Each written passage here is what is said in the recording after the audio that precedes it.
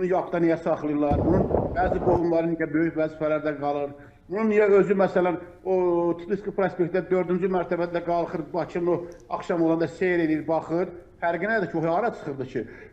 Oradan da çıxır, düşür, doşanlarımla da oynayır.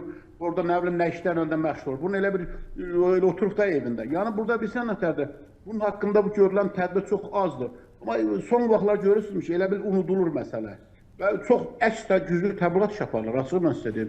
İstər Milli Məclis səviyyəsində, deputatlar səviyyəsində.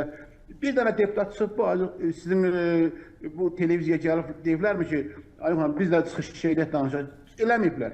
Yalandan götürürlər, o hansı ki, onun ayağını silən, ona dayı deyənlər, ondan sonra onun böyründə əsənlər, gəzənlər, indi çıxıb yalandan bir dənə yazırlar, bir dənə sayta, bir dənə müsahibə verirlər, ona da qaçdılar, çıxdılar, getdilər.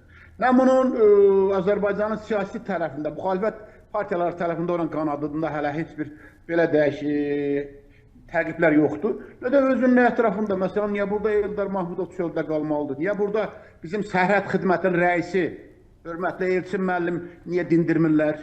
Niyə dindirmirlər? O da ondandır. Qorxurlarsa mən deyirəm də, biz həyatımızı onsuz da ki, siyasi qumara qoymuş insanlarıq. Niyə dindirmirlər? Nəsə filan kəsin qohumudur ona görə. Niyə məsələn, bir Nazirlər Kabinetində anası erməni olan xeyli miqdarda vəzifədə olan şəxslər var. Niyə bunları həbs eləmirlər? Niyə çıxartmırlar?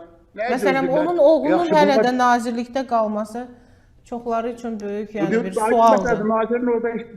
Nazirin heç bir günahı yoxdur. Nazir o sərahətdə malik deyil ki, nazir öz müavinini çıxarsın. Onu dövlət başçısı ona sərəncam verir. Yəni, bunlar hamısı çox ciddi məsələlərdir. Bu ciddi məsələlərə ciddi yanaşmaq lazımdır. Dövlət arasında anekdot, artıq xalq arasında anekdotlar gəlir və bununla da bizim dövlətimizin imici aşağı düşür.